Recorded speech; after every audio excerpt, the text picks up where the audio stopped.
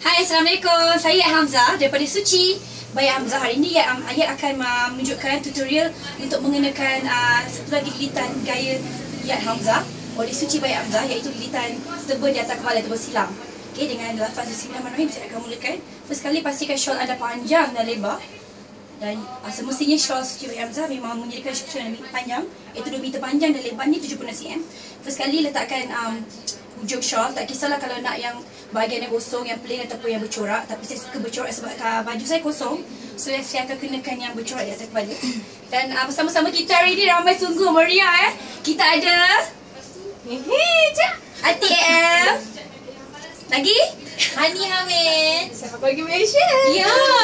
Okay, dan kat belakang sebelah ni ada Nuri Aziz, ada Sina Diana, ada Neil dan ramai lagi. Okey, sambung balik. Letakkan di atas kepala sebegini. Bismillah. Kita imagine macam ni, kita pakai tualis selepas kita basuh rambut. Macam tu juga cara lilitan ni.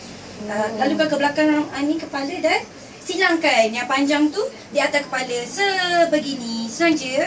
Oh, itu kena pegang lah. Yes, and then ada orang suka kecil je silangan dia, ada orang suka lebar. Kalau saya suka lebar. Dan ambil satu pin. Okey, pinkan. Okey, lepas tu lalukan yang panjang ni di ini adalah satu teknik yang akan mempercepatkan wajah anda nampak kurus, mulus, tulus dan runcing. Daripada penggunaan Felina Beauty. Terima kasih Felina, I love you. Yang membantu kita untuk menguruskan badan dengan cepat. Secara semula jadi adalah dengan melilitkan shawl yang panjang tu lalu ke bawah dagu, dan ini satu cara yang membolehkan kita terus bawa solat shawl ni. Dan naikkan ke atas. Okey. Kalau kain dia agak licin macam chiffon ni, kita perlukan 2-3 peniti lah, lebih sikit lah.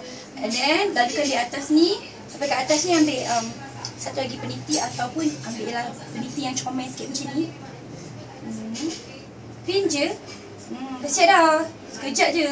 Okay, kemudian kita just betul-betulkan ataupun kemas-kemaskan, ambil peniti yang tidak berkepala macam ni, peniti biasa, untuk bagi dia terletak lah. Okay, macam tu supaya dia tak gerak-gerak dah.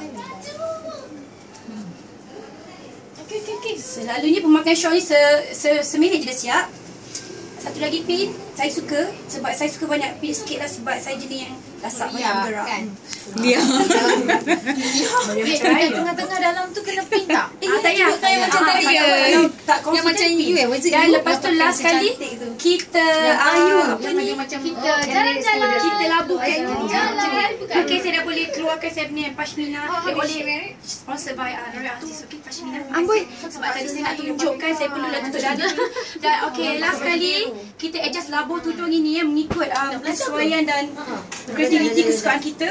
Saya macam ni je, saya suka macam ni, asalkan nampakkan motif ataupun dam ataupun checkered dia kan, nampak design checkered dia macam ni. Okey. Seketak. Okey, jadi sekejap. Dan tak ada pin ataupun korang usah kecil. Dah siap dah. Comel tak tudung saya? Comel Ayat. Comel Ayat. Bagi tudung ni. Terima kasih. Saya suka ni, saya beli yang ni juga sangat.